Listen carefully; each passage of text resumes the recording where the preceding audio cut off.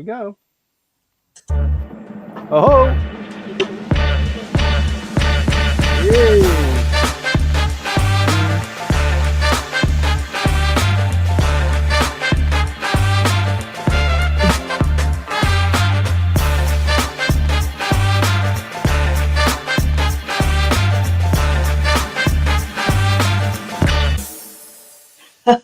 I saw that. Good morning, Timothy. Good Yes, morning, Maya. well, it's nice to see you. Well, alive and kicking and genki. That's what it means anyway. So thank you very much for being with us this morning again. And good morning to everybody who has joined us just now on YouTube, LinkedIn, and also Facebook. In Clubhouse as well, we are pleased to have you with us on this Sunday morning, September the 29th. And Timothy is once again reporting this time from a different part in Kanto. Yes, and we're going to talk about a lot of things that happened this past week. It has been a busy week in Japanese politics, also within the LDP and the other political parties, in the opposition parties as well. But, well, I'm not going to take away any of the glamour of Timothy. So, Timothy, right, I'm passing this over to you. So please let us know what we're going to talk about today in a little bit more detail, but not too much, and continue from there. Thank you very much, Maya. Good morning, everybody, and welcome to the 190th episode of Japan Politics One-on-One. This is where we talk to you and we engage with you. You have the ability to write to Maya or to actually come in with your voice or your just your voice, I guess. If you're on Clubhouse, it's not available on LinkedIn, but for you, the audience, to participate in what it is that we're talking about. So it's been a very significant, as Maya said, a very significant week in Japanese politics, actually one of the most significant in recent years. The LDP had their election for prime minister, as you know. They elected their new leader in Shigeru Ishiba. The Constitutional Democratic Party also did the same thing. They have a new leader in Mr. Yoshihiko Noda. And Komeito elected their new leader. It wasn't much of an election, but it was a process with Keiichi Ishii to become the new leader after, actually succeeding the previous leader who had been in position for 3 terms, maybe 15 years. And there's a lot going on politically, geopolitically. The region is beginning to just vibrate a little bit. We'll talk a little bit about that. But I think the main focus today is on the LDP election and what that means for politics going forward. It has been very dramatic and requires a lot of, discussion and watching the tea leaves as they settle out, and we'll be doing that. And just before I turn it over to you, Maya, Dan Harada and I will be explaining what's happened over this last week on Thursday, lunchtime briefing on Thursday, because by then, today is the 29th, tomorrow's the last day of September. We move into October. The prime minister will be elected on Tuesday, and he will announce his cabinet then. And between then and Tuesday, Wednesday, Thursday, Dan and I will have a chance to look at who is in the cabinet, what this means, how this all's kind of settled out, and what it means going forward. So we'll be having a special noontime briefing on that particular subject. Back to you, Maya. Okay, thank you very much, Timothy. And before we continue with the details, I would like to say a very big thank you to our first sponsor, Kanchu.com. So thank you, Kanchu, for the sponsorship, of course, and for everybody who is listening to us for the first time, or who is thinking about having a project in the field of real estate. Please know that Kanchu.com offers bilingual services to individuals who want to buy and sell real estate in Tokyo and Yokohama. And the company Kanchu.com also does property management and investment property To work with them, contact James Howell at james@kanacho.com or connect with James on LinkedIn. So you'll also find the contact details of James Howell in the description of the YouTube video. So do not hesitate and reach out. They'll customize their services to your needs, and you're not going to regret this working with them. So, and now, Timothy, let's continue. Let's dive into the details. I'm sure that there is quite a lot to talk about today. So, well, the screen is yours. Thank you very much, Maya. And once again, good morning, everybody. So you will remember that we have reported from time to time about recent incursions by the Chinese surveillance plane or by the aircraft carrier, plus several support ships that passed through the islands of Okinawa, and also a surveillance ship that passed through, once again, not intruding into Japanese territorial waters. The surveillance plane did for several minutes, but it caused quite a reaction from the foreign ministry. And just this week, the Self-Defense Forces Maritime Unit sent a warship, a battleship, through the straits of Taiwan. And this is the first time that has happened. So it's kind of like a tit for a tat. The Japanese maritime forces have never done this in the past. And so this is just, once again, this, if you're going to provoke us, we're going to answer with some sort of a response. And I thought this was a measured response, but had none happened, it might have suggested that they have free rein in making these kinds of incursions, or the Chinese have free rein in making these incursions. So this happened at the tail end of the Kishida administration. It was a very bold move, something he might not have done had he been prime minister and there was no termination date facing him. But it was a difficult decision to make, and I think he received a lot of appreciation from the Allies. This followed just earlier from a German battleship that passed through the same straits days earlier. But it is this provocation just continues to increase, and we keep our eye on it because it's very worrying. You might have been following the news of the terrific damage that's been going on in Ishikawa Prefecture, in the Noto Peninsula area, and in regions throughout there. There was torrential rainfall over the last week, and because of the earthquake and some of the fissures that were in the mountains and in the hillsides, water leaked in, and with that much rainfall coming in, it created a lot of landslides and terrific damage. 9 people killed, maybe 200 people isolated and missing. It's really caused a huge hit to the prefecture, and the self-defense forces are there in force, as are lots of volunteers. So if you turn on the news, you're going to always see something going on in Ishikawa. It's really terrible what's happened there, and hopefully the Japanese government will get their act together and provide housing and equipment, the essentials. And I think the Japanese are fairly good at that. Getting on to the Japanese politics, you know that Shigeru Ishiba became prime minister on Friday, a very volatile up and down kind of race. The 9 candidates went to their first round in the morning, and it was decided that it was a race between Takaichi and Ishiba. And in the afternoon, the race was settled out, where Sanai Takaichi, lost to Mr. Ishiba by a very, very small margin. So this indicates this battle between the Aso faction and the Kishida faction, or the Kishida group, and the Suga group. So these 3 kingmakers, and I think out of the shuffle, probably Aso turned out to be a little bit of the loser, and Mr. Kishida turned out to be pretty much a winner.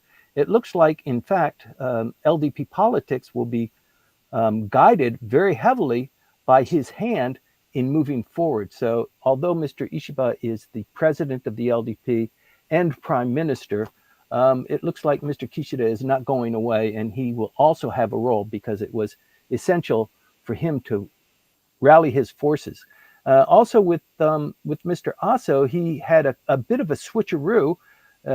He with Konotaro as his protege, not protege. I mean, he's in the same faction. It's the only faction that continues to exist. But I think for Konotaro, expecting the full support of Mr. Aso, it just didn't come through.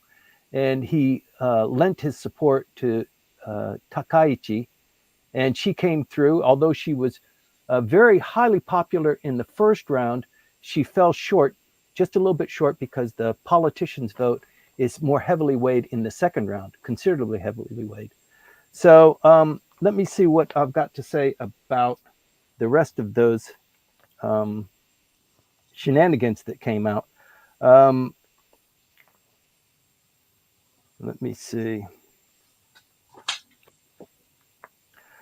So the most important outcome of this election now is, first of all, who will be in the cabinet that he will select and announce on Tuesday, and also based on those cabinet positions, what the administration is going to look like. You'll remember that Mr. Ishiba criticized Koizumi, Mr. Koizumi, when he said, you know, if I become prime minister, I'm going to call an election, general election right away, so that we can reestablish, you know, the foundations of LDP policy. And he was criticized for that. And many of the analysts said he's doing that because he doesn't have much else. He doesn't have a lot of the weight and the experience to dictate how things should be rolling out. But now that Ishiba is a prime minister, it's likely that he might call for an election sooner rather than later. We're not going to know that quite yet.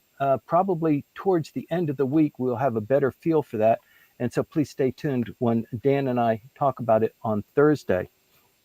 There's a lot going on with Koizumi. He started out as one of the top contenders, you'll remember. It was Koizumi, Takaichi, and Ishiba. Typically, Ishiba, in all calculations, Ishiba was on top.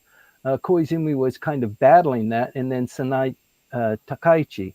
And throughout the end of the week, there was a great shift, and Takaichi began to move up in the rankings, and Koizumi began to fall a little bit low. So it remains to be seen what's going to happen to Koizumi in the new administration. Since he did so well, it's possible that he will get a cabinet post, and he needs to brush up his experience. I don't know which position would be most suitable for him, but he's not going anywhere. He's still young. He'll still make an attempt at prime minister, which is not something you can say with all of the candidates. I think probably with Kamikawa, the foreign minister now, she will not make another run for that. And also Mr. Motegi, who also didn't fare very well in the elections, he probably won't make another run for it as well.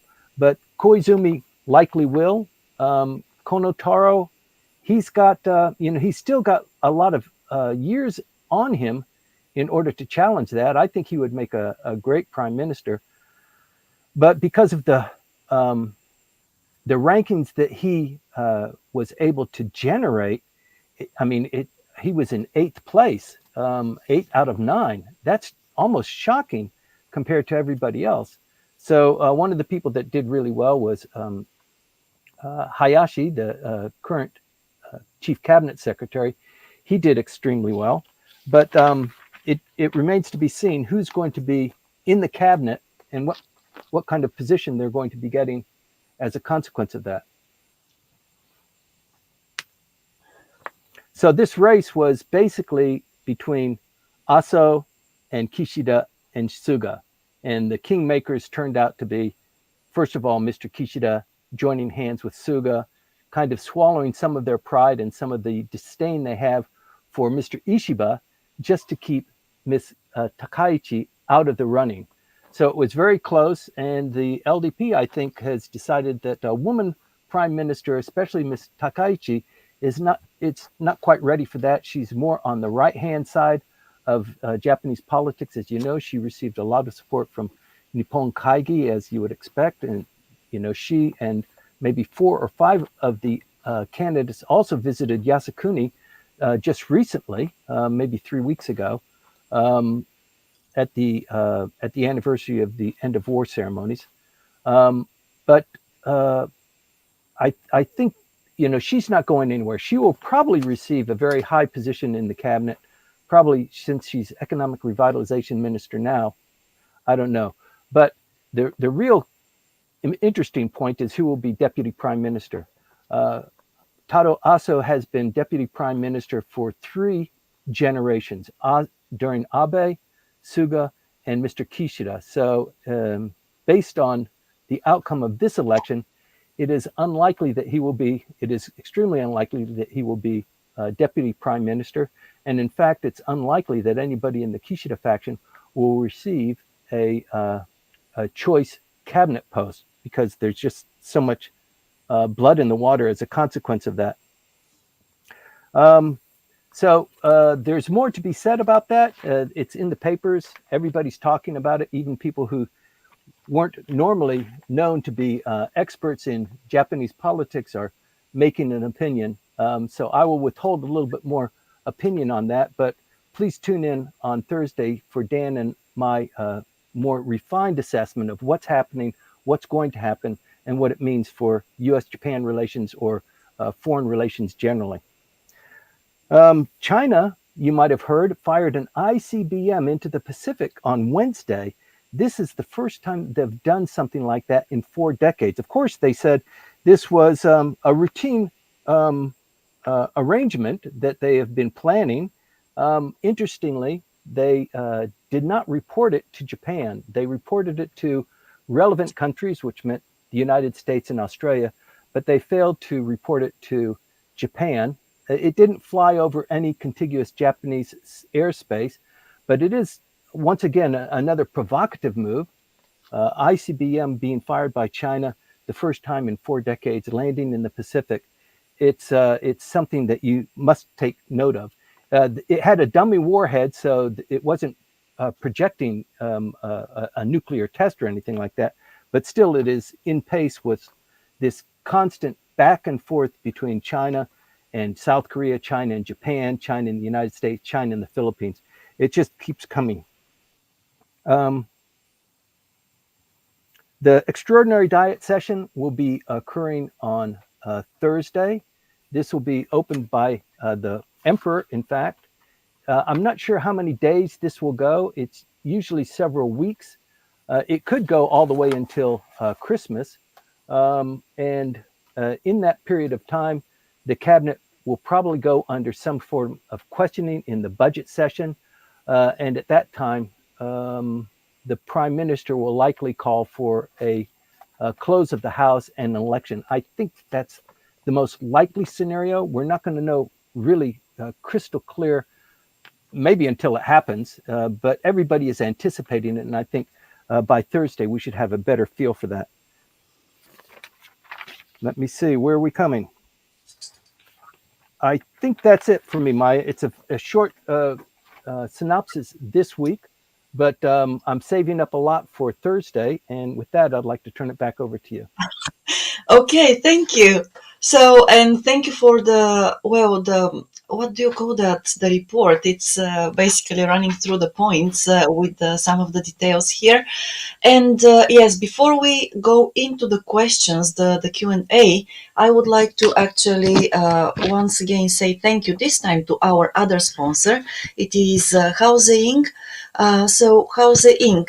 and Hana Oroshisawa Howell, who represents Houze Inc. on LinkedIn, offer bilingual services to in custom home design, construction, and renovations, plus commercial building construction. So if you are not confident in your Japanese, you have no problem communicating with Hana and Houze Inc. in English. And they will customize, once again, they will customize their services to your needs. So please do feel free to reach out to her. You find her contact details in the video of the description of the video on YouTube, and you can reach also to Hannah on LinkedIn. So Timothy, thank you very much for that. Well, I think that we surprised our listeners today with the short time of so the questions aren't prepared yet. The questions aren't prepared yet, but we have the first one actually from Manabe-san. Manabe-san, thank you very much for being with us today again.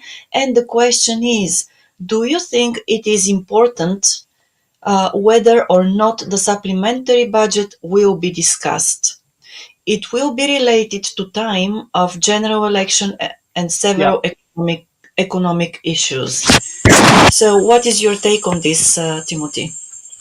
So first of all, the supplementary budget is a easy tactic for the new prime minister to promote during the honeymoon period. So Ishiba, the new prime minister, whether you like him or you hate him, he will enjoy a 5 week or so honeymoon where people are getting comfortable with him. He's making pronouncements. He's trying to, expand his influence. He'll be doing things within the party and also with the certainly with his coalition, Mr. Ishii. This is a new role for the Komeito and a new leader for the LDP. So there is an opportunity here. It's not colored by the former Abe administration. Without Abe, that relationship between Komeito and the LDP was somewhat fractured. But now it's an opportunity for a new beginning. And Mr. Ishiba is well known as something of a reformist. So you can see that there's opportunity there. But with regard to the supplemental budget, it's easy for the prime ministers to say, let's spend some more money. Let's give money to the downtrodden and to people who need it. And let's spread the wealth a little bit.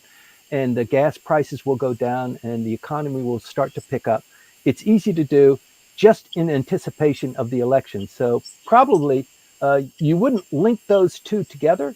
As a prime minister, you'd say, this is one of my policies. I want to impact the rural zones. Sorry about that.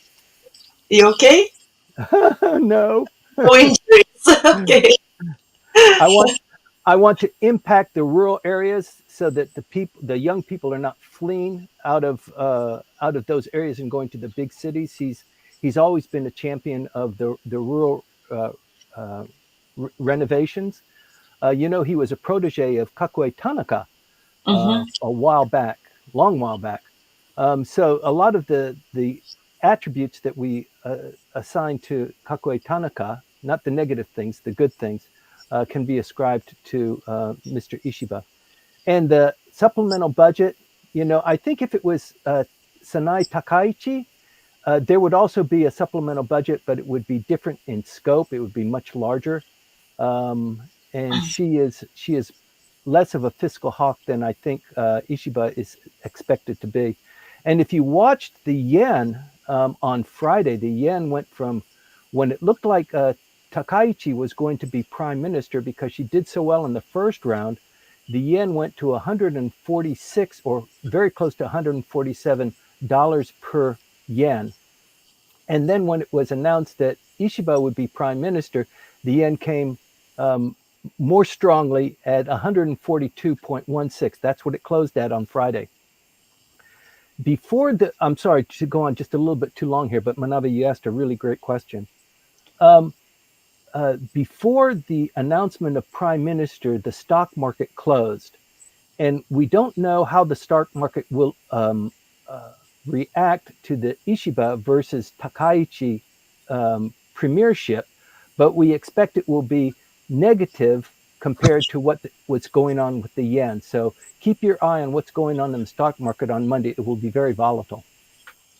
Right. Thank you for that, Timothy. And I think because you mentioned that Sanai Takaichi would have been expected to be more of a financial Yep. hawk, maybe, right? Because we know that her policies they lean to the what is nowadays, described as far right. But well, I think that some people's opinion of Mr. Ishiba is that he's not actually very strong in the economic field. So, and I don't know what is your take on this because he is expected definitely to do a lot for the economy of Japan, but at the same time, some people fear that his policies in concerning the economy are not so well built, and Mm-hmm. at least not yet. So this is why it's so important of who he selects in his cabinet. It Mhm. could be that Sanai Takaichi is finance minister. You know, Mr. Aso has controlled the finance ministry for decades. And if it wasn't him as finance minister, it was his protege in his faction who Mhm. was finance minister while he was deputy prime minister. He's done that throughout. And so I think with the change of foreign minister, and I think Takaichi would be an appropriate finance minister, except maybe Mr. Ishiba cannot control her because she's got this direction and these leanings. And even for a prime minister, no matter who it would be, you've got a cabinet that is supposed to serve you and your interests. But with 9 candidates that were vying for the premiership, some of them will fall into the cabinet and some of them will fall out. But they all have different, as we see over the campaign period, they have different ideas and different views, and they will continue to pursue those. So even though you're prime minister and you're head of the cabinet, boy, it's not easy, dealing with these people. And as we saw even with Mr. Kishida, it is so rare that he's going to have dinner with Mr. Aso or he's going to have dinner with the finance minister or something like that, that it's reported in the newspapers. And you would think that as a cabinet official, you're meeting with them rather frequently. I mean, they're the weekly photo ops and they get together on a weekly basis. But it's really interesting to see what will shake out, who will be his friends in the cabinet, and who will be the ones that he has to accommodate because they were helpful in getting him elected. So you've got to do a little bit of back scratching there too. Right. And I think that she represents the Abenomics policies, well, That's right. quite right, so to a very high extent. So we don't know. And we have Sissy Guy. Thank you very much for your comment, a kind of snarky, but we still appreciate such comments as well. So it says Takaichi announced she wants no part of Ishiba's cabinet yesterday. Where have you been? Well, we were in Tokyo, but as you know, yesterday was Saturday, so of course it's a day off for us. So, well, please forgive us for not being able to follow every single expression, of all the politicians that are on the scene. But That's thank you interesting. for this. Yes, it is interesting. Thank you very much for this because it helps us actually keep our views and the podcast relevant, and we appreciate that as well. Okay, so we also have Patrick. Thank you very much for making this comment. Timothy, you mentioned Mr. Kishida and also Mr. Suga and Mr. Aso, and that there were some kind of winners and some kind of losers. So, and Patrick in Clubhouse writes, "Good. Well." Does this mean that Maya was right in the long-running debate about whether Kishida had been underestimated? Because you mentioned that this time it seems that Mr. Kishida has been the winner behind the scenes. Mm-hmm. So, what's your take on this? Have we underestimated Mr. Kishida or what? Well, who's this question from? It's from Patrick. Hello, Patrick. Thank you for trying to get me into trouble. Of course, Maya's always right, and her Yeah. assessments are very close to precise. But yes, Maya did say that for a couple of weeks in a row, saying that he's not going away. And actually, he kept very quiet. If you'll recall, he kept very quiet, a little bit in the background, and he only kind of zoomed up into prominence over this last week. Probably a very smart political play. But yeah, I think Maya was accurate in that assessment. And not only Oh, that, not only that, but I mean, everybody was taken off guard. Everybody thought that Kobayashi would do much better, that Koizumi would do better, Sanai Takaichi would probably fall out early, and that Ishiba would be kind of no, yes, no, yes. But it ended up to be a real tight race, a lot of drama, a lot of horse trading in the final hours. So, yeah, hats off to Maya. oh, okay. Finally, finally. All right, but thank you very much for following us and also following us in a way that you actually, make the best out of these briefings. So also Cam in Clubhouse asks, will Mr. Ishiba have the trust of the military? That's a great question. Ishiba was the Secretary General of the self-defense forces before, when it was an agency. I think this was in the Koizumi administration.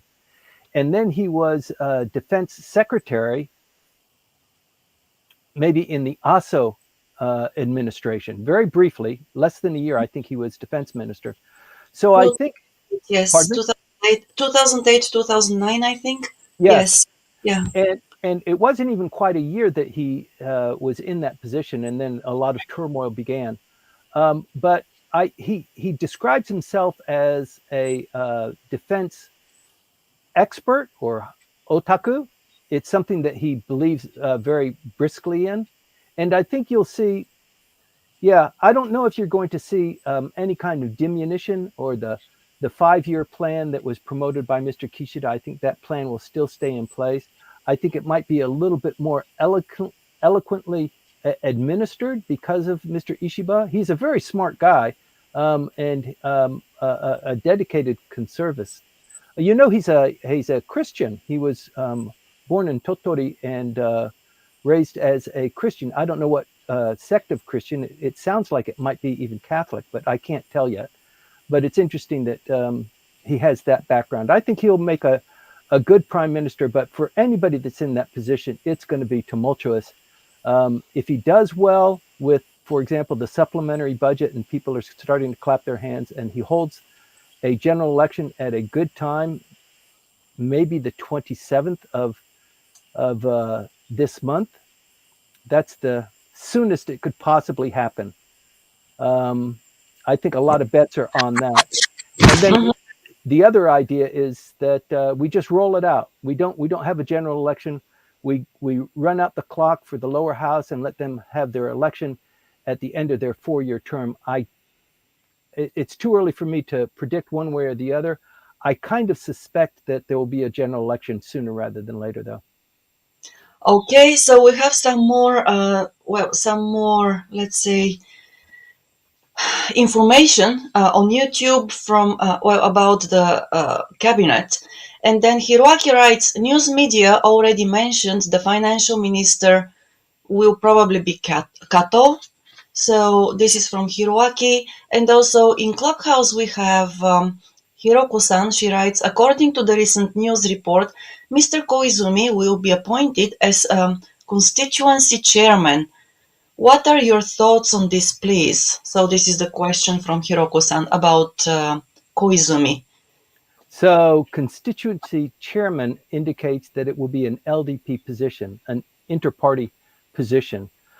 Kato Katsunobu going as finance minister, it's a great job for him. He, bowed out early and gave his votes to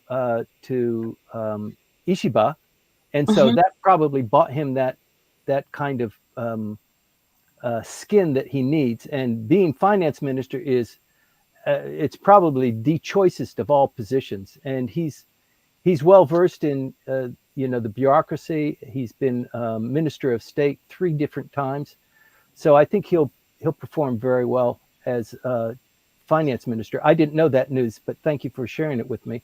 And I also didn't know the news about Koizumi being elected or appointed or being considered as an LDP position. So it's not a top position. It's not Secretary General. It's not one of the other ones, but I guess it will be enough to kind of keep him down. And, he's going to run for prime minister at some point in time. So little by little, I think the reason why he didn't do so well is because, most of the people who are rank and file LDP members, they're not the younger generation. They're in their 40s, 50s, 60s, most of them in their 70s. So they don't like to see the young upstarts coming in with lots of newfangled ideas. They would like to see just the policies being performed as described to them in earlier administrations. So I think his time has just not come. Not yet.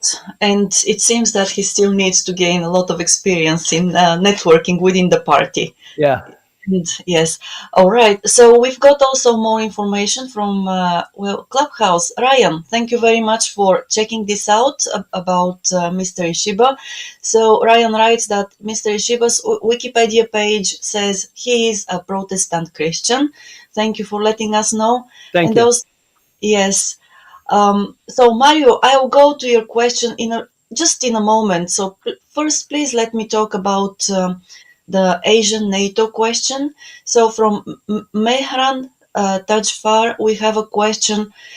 Do you have any comments on the Asian NATO? Yes. So this is beginning to gain more and more prominence. What the self-defense forces did this last week in having an incursion through the Taiwan Straits is very significant. It's the first time that they've done this, as you know. So it's showing a bit of boldness and initiative that we haven't quite seen before. Maybe because the opportunity just hasn't come up. Maybe it's just a character of the maritime self-defense forces, but it is a significant escalation, if I can say that word. The Japanese are always very delicate dealing with China, but for the fourth incursion that they've had into Japanese territorial waters, not their exclusive economic zone, but through the territorial waters and airspace, and plus, Russia and China having the 400 naval vessel flotilla having exercises in the Japan Sea 2 weeks ago, at some point in time, you've got to say, enough is enough and start playing, retribution or maybe just a bit of escalation to put a tap on things. But that's where things get really nasty, that's where mistakes are made and you have closer encounters and it's a tit for tat kind of a situation. So it seems like that's the level that we're getting into. And as you'll remember, the Japanese maritime battleship that went through the Taiwan Straits followed a German battleship that did the same route the day earlier. So it's not just Japan doing this. It's not just Japan in isolation. It is this entire flotilla of like-minded countries that are moving forward and trying to build this wall to show to China, there's a lot of retribution to be had. If you start moving kinetically on Taiwan, we are all gathered here and we have lots of forces and we've got lots of armaments and a strategy. Do you want to tangle with, 7 countries that are aligned militarily and, politically to defeat that kind of incursion? I think it would be very costly. And I think that's the strategy that they've been following. Mm-hmm. Right. And then we've got a follow-up question on this from a different person actually on YouTube. Zizon, thank you very much for tuning in. So the question is about the so-called Asian NATO. We can guess it would include South Korea and the Philippines, but what about Taiwan? I think, Taiwan, you're very reluctant to do something like that because that's going to be interpreted by the Chinese as undue influence. And even the United States is wary to promote arms sales and bolstering the Taiwanese military forces. They do it to a certain degree, but it's always criticized and always watched very carefully by the Chinese, as you would expect. But I think for Japan, they do some Coast Guard affiliations, but not really military, but coastal observations, that sort of thing. But yeah, I think sharing armaments from Japan to Taiwan is probably not a very good idea. It'd be perceived as too provocative. Yeah, definitely so. Okay, so we've got other questions about Mr. Koizumi and Takaichi-san and so on from Yuka as well, and also from Hiroaki. But before we move once again to these questions, I would like to to read out a question by Mario in Okay. Club. And it is, do you have any comments on Hakamata-san, who was on death parole for 58 years and found innocent just last week? Police intentionally fabricated the wrong evidence back then. So that's an issue I've been following too. Who is this? Mario? Mario, yes. Yeah, Mario. So this bleeds more into the public prosecutor's office and the way that they they do their business here. It's always received a lot of criticism. And for this gentleman to be falsely accused and the evidence being kind of massaged, the public prosecutor's office has like a 98% conviction rate. If they have you in their sights, if they have you in their clasp, you are more likely to be convicted as guilty, and they shine in that reputation, and they do everything in their powers to maintain it. And I think they cut some corners here. And yes, so for people who aren't aware of it, there was a retrial. It took a long time for the retrial to come up, and at the retrial, he was found not guilty based on a public prosecutor's non-disclosure or twisting the information that they did disclose that convicted him in the first place. But yeah, this was almost, I think it wasn't front page news, it was page 2 news, maybe on Tuesday, because the decision came out on Wednesday. But it's a big victory for him. What a great thing to happen, but what a terrible injustice and a kind of a blemish mark on the public prosecutor's office. A lot of people are very concerned about how justice is administered in Japan. I don't want to make any comment about that. But, we had the Carlos Ghosn case as well that reached international, renown. And there, the public prosecutor's office was clearly playing a dirty pool and creating a lot of just discord, and I think has probably blemished the reputation of the public prosecutor's office. Right. Yes. Okay, Mario, I hope that this answer is good for, gives you some satisfaction. And I see that, yes. No, I'm thinking that Mario has a lot more in that. I didn't prepare that part in today's briefing because it's not quite politics. It's cultural. It's something that's going on within the Japanese bureaucracy and the system here. But I didn't want to dwell too much on it. But if there's enough interest, it is an interesting case. I can get into it more, Mario, if you'd like to, open it up for a wider discussion next week. Let me know. All right. Yes. Okay. So going back to the LDP and the post distribution there, from Hiroaki, we have some information that Mr. Keiichi and Koizumi-san, they have been, obviously slated for LDP positions, not for cabinet positions at this point of time. And then, okay, so I'll move on to Yuka's question. So she says, okay, please see my comment and question below. So she writes, the comment future was down more than 2,000 points, minus 6%, because Mr. Ishiba's election campaign comments on raising taxes. Okay. So yeah, corporate taxes, right. Corporate taxes. I hope he will not raise taxes at this point. My question is, Mr. Koizumi lost despite his initial popularity and strong start. Some cited his poor performance in the last debate as a reason for his defeat. Yeah. Do you agree with this assessment? I don't think that the debate performance carried much weight. Thank you for your answer. Who is this from? From Yuka.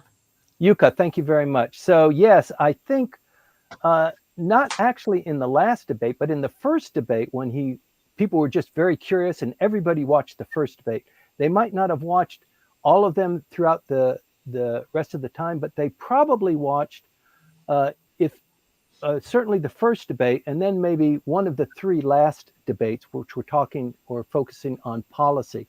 But in the first debate, he did say something about making it easier for corporations to unload unwanted staff or to reduce their headcount, that sort of thing. Because as everybody knows, it's extremely difficult to do that in this country because of the social network and just the employment practices here.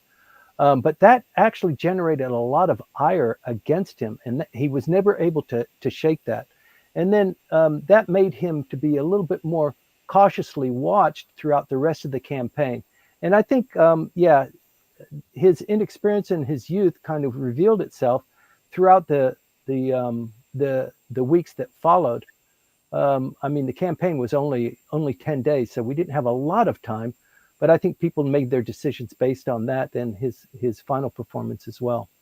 But yeah, I think even in a better situation, he didn't stand much of a chance. I mean, he's too young, and it's a volatile time for Japan geopolitically and also nationally, with the economy, the yen where it is, the inflation rate, the cost of living, that sort of thing. So I think probably Takaichi or Ishiba would have probably made a better choice. And I think the voters acknowledge that too. Kobayashi, not quite experienced enough. Motegi, not quite liked enough.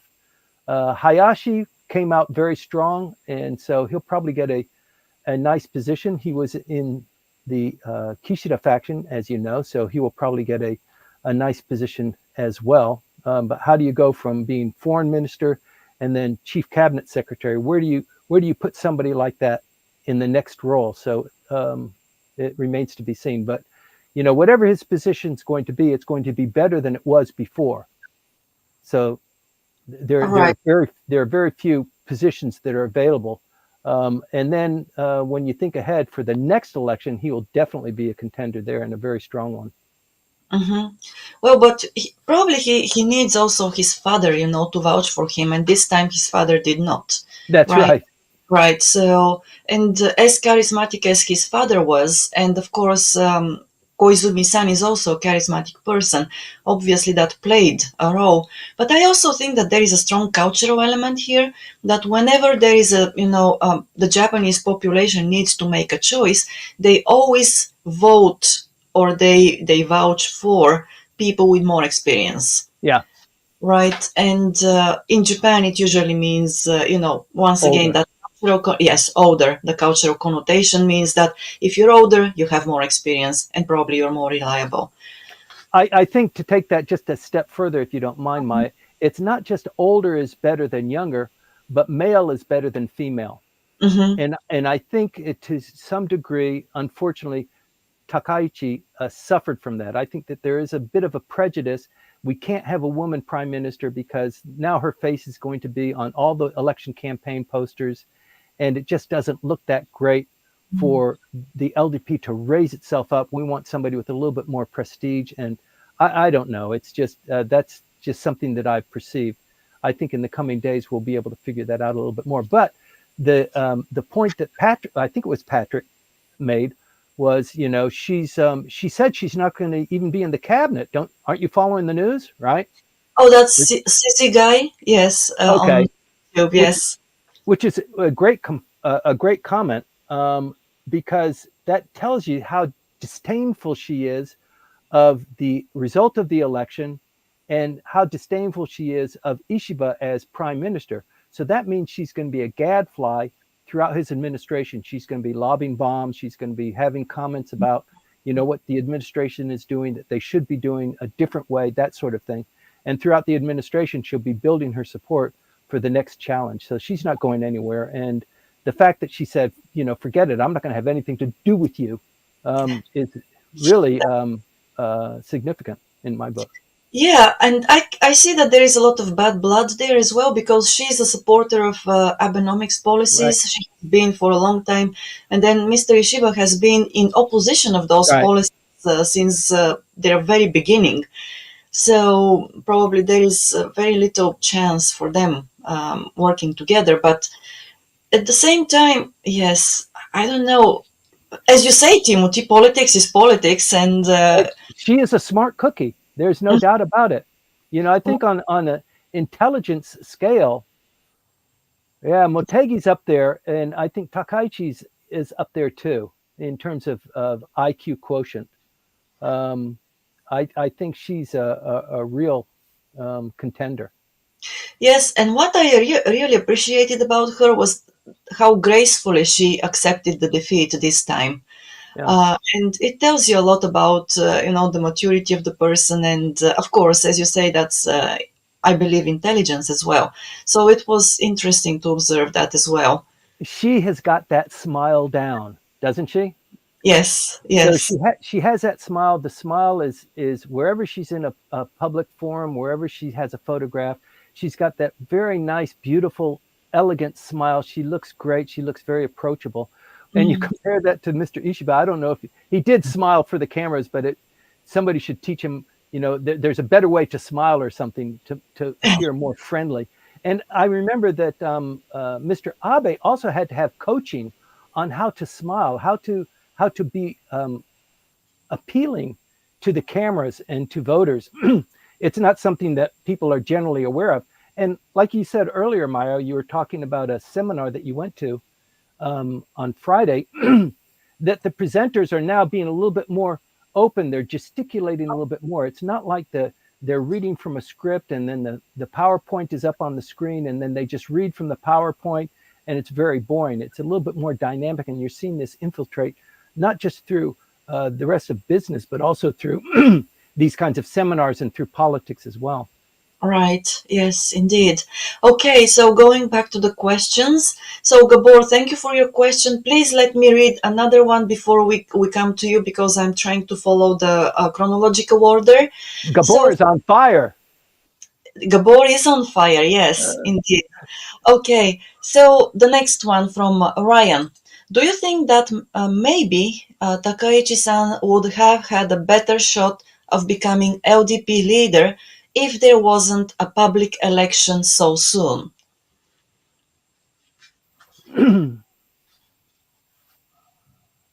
I don't know. I don't know. That's a difficult question That's a difficult question indeed. because I can't see that there would be a new president elected by the LDP to become prime minister days later, and there not to be a general election soon thereafter. It just makes so much sense. And the LDP is in such a weakened position that you want to call an election when there's a honeymoon, when there's something that's nice. And I think she could have pulled off something like that. She's not an unattractive candidate as prime minister, and as prime minister, I think she could have done some great things, and I expect Ishiba to do the same. So it's Well, kind of hard to tell. yeah, it's hard to tell, but it's in at some point, and honestly, I cannot lean either way. But the membership of the LDP throughout the country probably consists of mostly senior people or people in their maybe late 40s, 50s, and so on. And I would say that, Timothy, as you mentioned earlier, culturally, it's still, that cultural bias people have towards men Yeah. and women in leadership positions. So, of course, a lot of business organizations have changed, and they have invited women to, their leadership, let's say, executive boards and so on and so on. But throughout the countryside, maybe that bias is still very strong.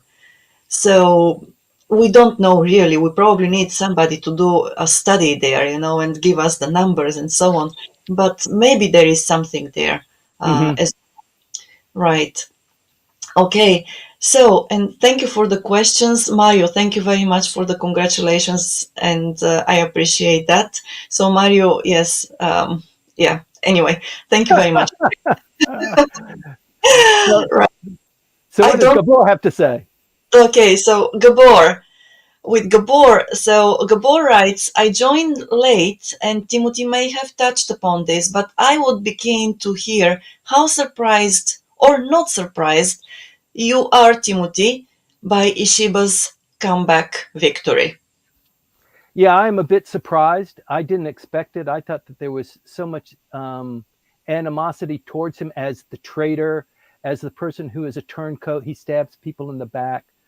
He's not well liked among his peers within the Diet, but he's liked among the people in the populations, the rank and file LDP voters. And I thought that maybe Kobayashi would do a little bit better. But yeah, as the weeks began to unfold, we already knew it was going to either be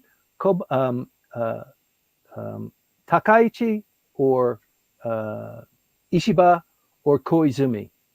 And when we knew that, that was probably pretty much decided almost as soon as the ballots, almost as soon as the candidate was closed out, as we had 9 candidates, I think it pretty quickly became a battle of not these 3 individuals, but a battle of the people above them, Aso, Kishida, and Suga. That's where the real dynamics occurred. And when it came out that it's either Koizumi or Ishiba or Takeichi, it really became Takeichi or Ishiba. And I kind of, I kind of liked Takeichi a little bit more. I thought she might have been a little bit more dynamic, but with Ishiba, it's probably a little bit more steady. And I think he'll make they'll both either one of them would have made a great prime minister. But leadership matters, and how things unfold. And I think the fact that he did have a defense ministry capabilities and experience probably went in his favor. On the other side, she was more of economic policy, but really rabidly against the Bank of Japan. So you could see that there was some conflict going on there. And so I think probably the party elders just thought, we don't want to have that much controversy between the prime minister's office and the Bank of Japan. Let them do their job, rely on them, don't try and control them too much, which is what she wanted to do. And, it was just by the skin of their teeth that Ishiba succeeded. So, yeah, a bit surprised. Yeah. Okay. How about you, Gabor? Were you surprised? I think not. Yeah, Gabor, I would love to hear that. To me, personally, I think that I would be surprised. I would have been surprised if Takeichi-san won, honestly. Okay. Yes. Yeah. But I love your writings on the topic, Gabor. Thank you very much for Yes. contributing. Yes. Okay. From Gabor, thanks for the answer. I was thinking and expecting exactly the same as you said. Okay. Okay. All right, good. So, and thank you very much for this, Gabor. Also, we've got another question from Zizon. And Zizon, I hope that I pronounce your name, your handle name, correctly. So here we go. Okay, sorry if this question was answered before, but how would the Ishiba election affect the next general election in 2025? Can the Jiminto lose power then? That's a great question. This is, who is this? Zaman? Zizon. Zizon.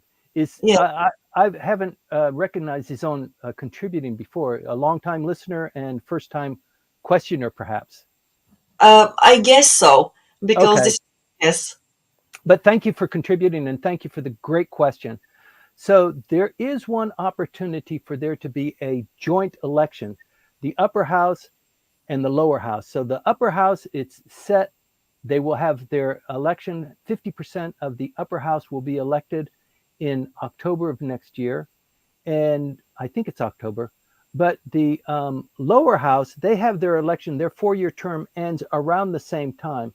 And it is possible for them to have a joint election. It saves money if you're feeling kind of vigorous about your prospects and you are the person, the party that is controlling when the election will be held, the LDP, in other words, you might want to do a snap election. So it enhances your possibilities of gaining more seats. Currently, the thinking is that if there is an election right now, the LDP is going to lose 30, 40, 50, maybe even 60 votes. If it was an election that was held during the Kishida administration, definitely the LDP would have lost at least 60 votes. And that's why Mr. Kishida was so reluctant to push on an election. He was waiting for some gust of wind to fill his sails, some good news, something happening where he looked really great. I mean, he thought about it when he visited with President Joe Biden in Camp David. He thought about it, but it just quite wasn't the right kind of gust that he was looking for. And so he bypassed that and never did. So the opportunity now is, let's do it during the honeymoon. Let's provide, like Manabe-san said, a supplemental budget. Let people who are somewhat sitting on the fence become a little bit more appreciative of the administration, this new administration. I didn't like Ishiba, but now I like him, so I'll vote for the LDP. So even if they have an election and they don't lose but 30 votes, I think that will be a win. So that's the position of the LDP. They're not in a very strong position. If they push it out, the election, and they could do both. They could do the election for the lower house on the 27th of this month. I'm sorry, the 27th of next month. And have a double election later next year. That's also a possibility. But there's a lot of road building that needs to be done. And sometimes the population gets a little bit exhausted about that. We just had an election. These people that we voted for 6 months ago are now going up for an election again.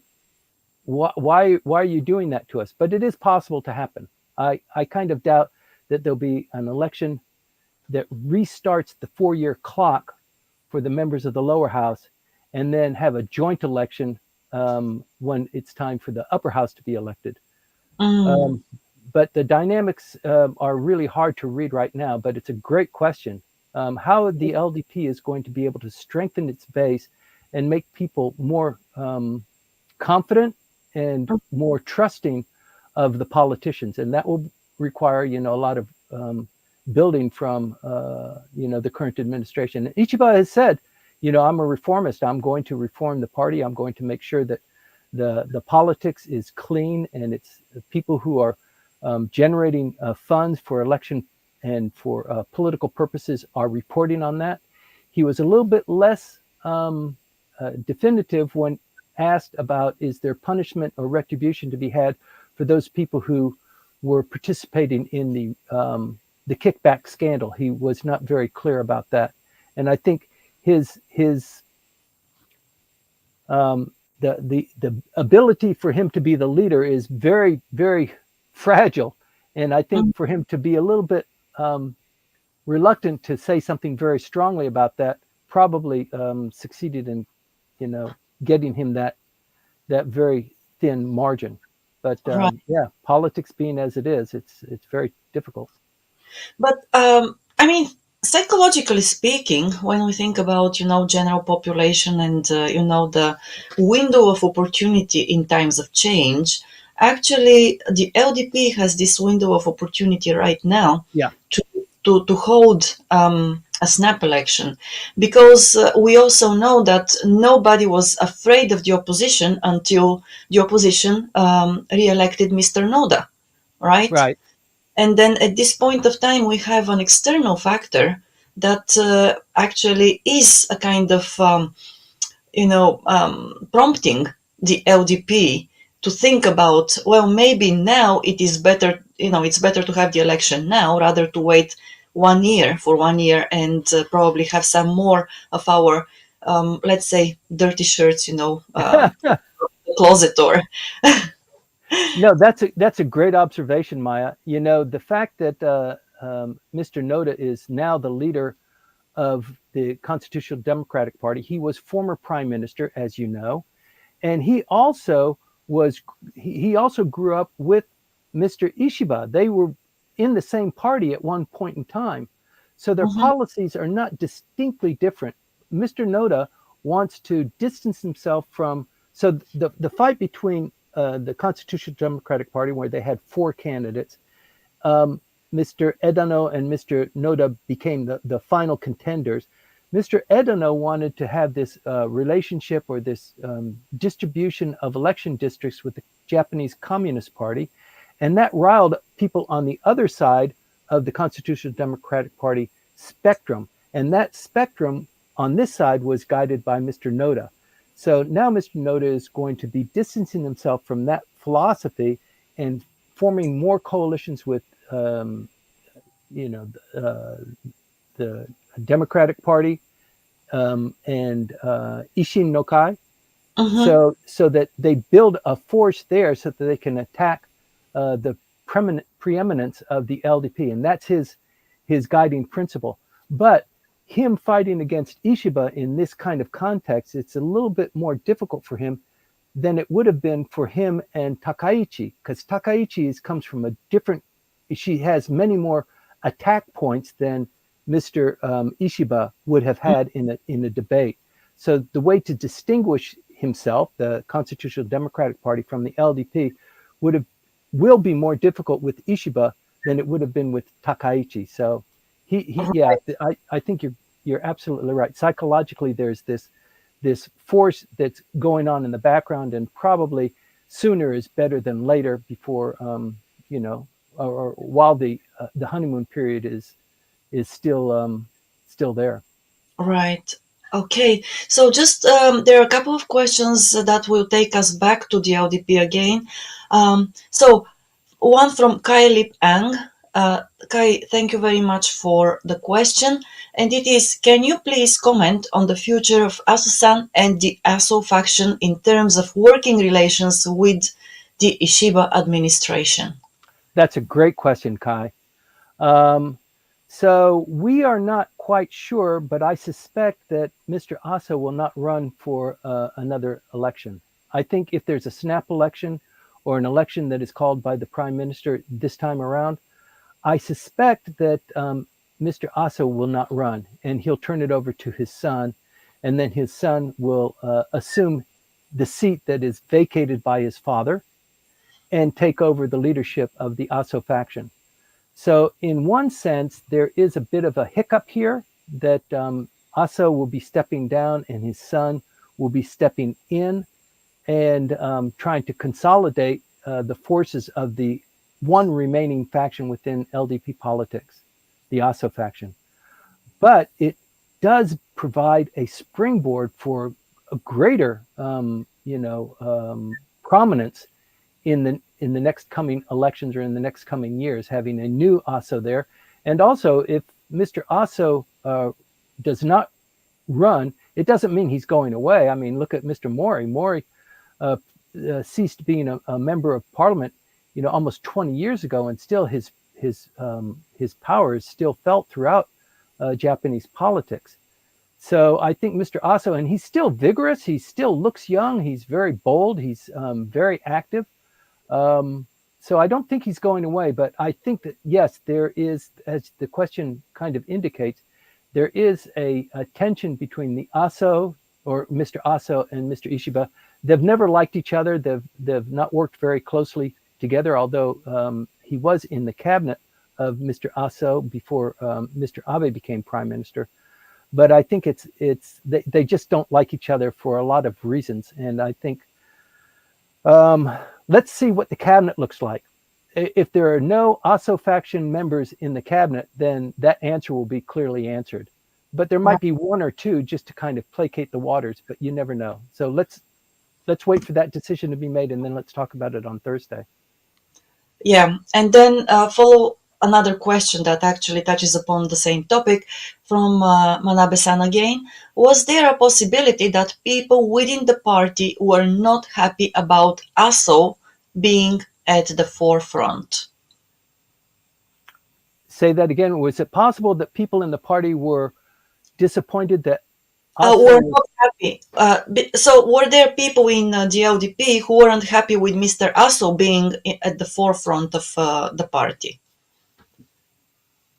I'm not sure I catch the.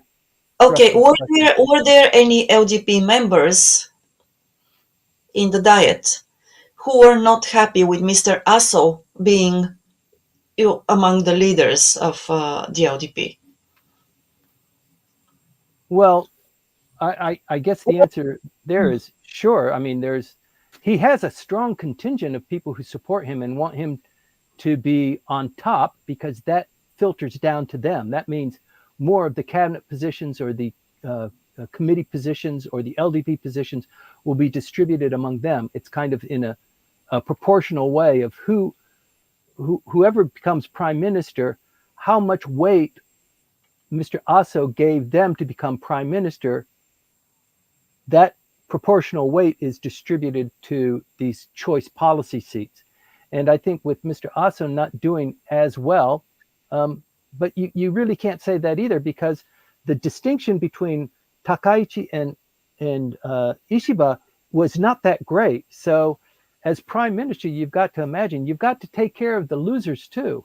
Because if you don't take care of the losers, then they're just going to be like Sanai Takaichi, and they're just going to be gadflies. They're going to be angry with you. They're going to be picking at everything that you do or say, and they're going to be in the wings waiting and writing books and being on television. And without having a cabinet portfolio, you have a lot of flexibility and a lot of leverage to, to be a critic, even if you're an LDP party member. But yeah, I think there are a lot of people that are disappointed, at least 50% that are disappointed that Mr. Aso was not in the pole position. Oh, all right. Okay. Thank you for that. And continuing with the questions. Okay. So it's once again a question about Mr. Noda and from Zizon. Zizon is French, asking questions for the first time. Yes. So thank you Thank very you. much. And then a few days ago, I read in the Courrier International, a French newspaper about international news, that Noda-san, just a moment, that Noda-san would represent a hope to beat Jiminto. What do you think about that? Yeah, that's 5 times. He's tried 5 times and Mm, he's been defeated, 4 of those times. So when you go through something like this, I mean, look at Sanai Takaichi. It's her second run. She lost and she is mad. She just, she wants to scratch somebody's eyes out. And so when you put so much of your heart into something like this, you get your friends together, you make promises, you really pour yourself into it and you're defeated, it hurts. And mm, for Mr. Ishiba to have that pain and that suffering 4 times, you've got a long list of enemies and people who could have helped you if they just, you know, lifted a damn finger, right? So you know who these people are and you relied on them and they came through or they didn't come through. And, his likability among people in the LDP, the rank and file members who have the card that says they're an LDP members, voted predominantly for Ishiba. But among the Diet members, in the first round at least, they weren't as volatile. And so, that includes a lot of the people that are kind of lukewarm or just against him because he was in the LDP, he left the LDP, he came back from the LDP, so he's a backstabber. So mm. once you have that moniker, it's awful hard to kind of wash that away, as you know, in this culture. But in the end, he came through because of the support of Mr. Kishida and Mr. Suga. And so that fight between Suga and Kishida and Aso, on the other hand, all comes out into play. And I think it's related to the first question that you asked about Mr. Aso. What role will he play, and how about members of his faction? Will they play a role in the new cabinet? Oh, Yeah. Timothy, sorry. I think that probably I didn't read the question clear enough, but it is about Mr. Noda, actually. Okay. Sorry for this. Okay, so does Mr. Noda pose a real or sorry, does Mr. Noda represent an opportunity to beat the LDP? Okay. Sorry for this. Please forgive me. I think of the two candidates, Mr. Edano or Mr. Noda. Yes, definitely. Mr. Noda is no pushover. He is a very strong contender. He Mhm. will be a strong leader of the Constitutional Democratic Party. He was prime minister, and having been prime minister, you get the experience you get just having that role and that position and that kind of prestige. It really educates you in ways that only that experience gives you. So he'll be a very strong contender. The problem is that the Constitutional Democratic Party, it's got these two factions, and they went through an election. They selected this leader, so there's another arm of the party that needs to kind of coalesce under his leadership. How well they do that, how fractious is that grouping, we will tell in how well they're able to coalesce their forces with the other opposition groups like Isshin no Kai or the Democratic People's Party. Mm, Um, so it's not clear yet, but I think one of the things that Mr. Ishiba will want to do is have an election sooner rather than later, because if he has it later, it gives Mr. Noda time to coalesce his forces and to put that together. one of the things that will happen very quickly is once the extraordinary diet session starts, is there will be a session for debate.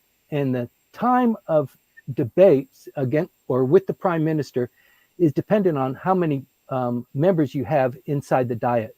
So the Communist Party will have, their 5 minutes, and then the Constitutional Democratic Party will have their 20 minutes. So it's a distribution based on what their weight is in the diet. And that questioning will come from Mr. Noda. And that will be very, very severe. It'll be very on point, and you will be able to see this tit-a-tat between these two political leaders, Mr. Noda, who once was prime minister, and Mr. Ishiba, who is being prime minister for the very first time. It should be very exciting to watch. I agree with you, Timothy, but I also think that a lot of people remember, how badly Mr. Noda's cabinet did during, the time after the Tripoli disaster in 2011. Yep.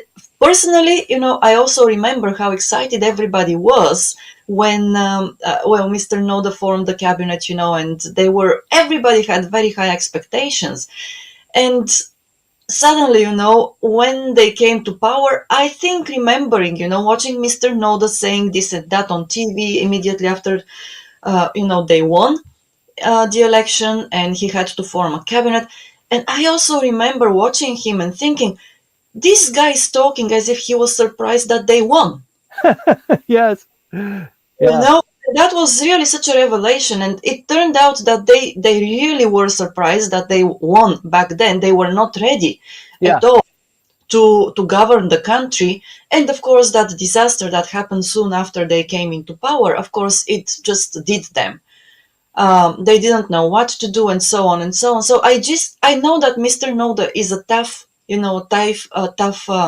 contender, but also I think that a lot of people remember that his cabinet did quite poorly, in a very, very critical period for Japan. So I don't know what your thoughts on this are, but I cannot help thinking this, and remembering this every time somebody says, Mr. Noda is a tough contender. And he is. Of course, I recognize that.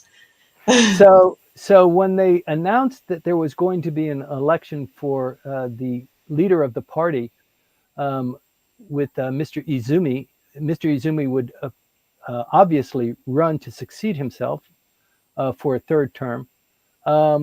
The fact that Mr. Edano threw his hat into the ring was not unexpected. It was somewhat surprising. But then Noda showed up and threw his hat into the ring too. And I had the same sentiment that you did. Oh my gosh, it's the same pattern of speech. It's the same face. It's the same kind of diction that he uses. And it just psychologically, it triggers in me this remembrance of this reflection of what happened way back then. And I had the same thoughts as well. And I think I'm not a Japanese voter, so probably the Japanese are feeling that even more in a magnitude than either you and I are as observers. Yeah, indeed. But okay, we have a comment about this from Joseph Murphy on LinkedIn, and Joseph writes, political tip for all candidates. However unlikely, be prepared to win. Yes, that's. I think it's a very good tip, and it is still easier said than done. Yeah. But we'll see. And of course, we cannot discount that. However disastrous that experience, of Noda cabinet was in 2011 and 12, I think it is still an experience, and maybe they can learn from it. So, who knows what happens. Well, thank you very much, really, Timothy. And to everybody who tuned in, it seems that we have gone through all the questions and comments. Timothy, there is a fashion appreciation of, from Yuka. She says, I love Timothy's shirt. Thank you. So, thank you, Yuka, for tuning in as well and telling us that, what you appreciate, and for your great questions to everybody as well, the comments. Also, thank you for helping us with the latest bits of information, which sometimes we miss. It's really important to have them from you, and it helps a lot. So from Diana Green, thank you. Ongoing excellent reporting. Congratulations on the 119th episode. Diana, thank you very much for tuning. Thank you, Diana. Yes, we appreciate this too. We'll be here once again next Sunday at 8:20. Hopefully from the good ship, something or other. Something or rather, Yes, yes. Hopefully from, well, somewhere around Tokyo, not yes. not exactly from the heart of Tokyo. All right. So thanks a lot again, Timothy, for all Thank your you. dedication. I appreciate it, and I'm sure that everybody who watches us does the same.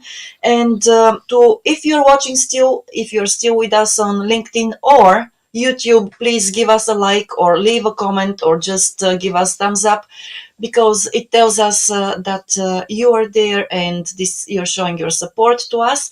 Also, before we say goodbye, I would like to once again say thank you to our sponsors, Kanagawa Chuo Jutaku or Kanchu at kanachu.com, James Howell there, and Houze Inc. with Hana Urushizawa Howell. You will find their contact details in the description of the video on YouTube, and you can reach out to them on LinkedIn so that you can work with them either in English or in Japanese if you have in mind any project in real estate, rebuilding, home design, or reconstruction. Do not hesitate to reach out. Well, that's all for today. We hope that you have a great Sunday. It's kind of cloudy here, but it's still a nice day. And wherever you are in France or South Africa or in other parts of the world, enjoy the day, enjoy the night. That's Thanks for all. tuning in. See you on Thursday. See you on Thursday. Yes.